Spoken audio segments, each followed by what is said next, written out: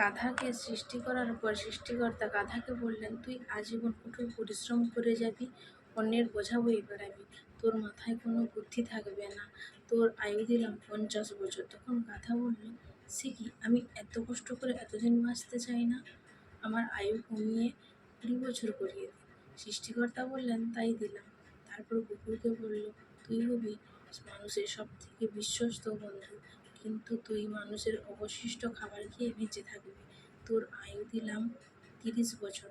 তখন কুকুর সেটা শুনে সৃষ্টিকর্তাকে বলল, এটা 15 করান, এতদিন আমি বাঁচতে চাই না। সৃষ্টিকর্তা বললেন, ঠিক আছে, আমি তাই দিলাম। এরপর সৃষ্টিকর্তা বানরকে বললেন, তোর একমাত্র কাজ এক কাজ থেকে অন্য কাজে যাওয়া আর তামাশা দেখিয়ে মানুষকে বিনোদন দেওয়া। তোর আয়ু 20 বছর হবে। সে আবেগে কেঁদে বলল, যখন দেবেন তখন 10 বছর দিন, আমি এতদিন বাঁচব না, আমি এত বড় আয়ু নিয়ে কি করব? তখন সৃষ্টিকর্তা বললেন, ঠিক আছে, তাই দিলাম। সৃষ্টিকর্তা পুরুষকে বলল যে, তুমি হবে সৃষ্টির শ্রেষ্ঠ জীব, সব থেকে জ্ঞানী ও বিচক্ষণ, তোমার আয়ু হবে 20 বছর। সে তো খুশিতে পাগল হয়ে গেল, কিন্তু এত মহান জীবন নিয়ে মাত্র 20 বছর।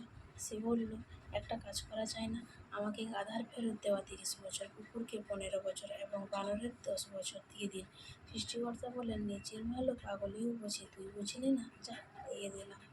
সেই থেকে ছেলেরা পুরুষ মানুষ হিসাবে বাঁচে 20 বছর, পরের 30 বছর গাধার মতো সংসারের বোঝা টানে, পরের 15 বছর ছেলে মেয়ে যা দেয় তাই খেয়ে বেঁচে থাকে কুকুরের মতো, আর পরের 10 বছর কখনো এক সন্তানের বাড়িতে তো কখনো অন্য সন্তানের বাড়িতে, আর নাতি নাতনিদের বিনোদন দেওয়া প্রধান দায়িত্ব। এটা একটা রূপক গল্প, এটা দিয়ে মানুষের জীবনের বিভিন্ন ধাপকে বোঝানো হয়েছে। ধনীরা মন্দির মসজিদের ভেতর ভিক্ষা করে, আর গরিবেরা মন্দির মসজিদের বাইরে ভিক্ষা করে। মসজিদ আর মন্দিরের ইট একই ভাড়ায় তৈরি হয়, এরা পরস্পরের দিকে ইট ছড়ে না, ইট ছড়ে স্বর্গ আর জান্নাত প্রত্যাশী মানুষগুলো।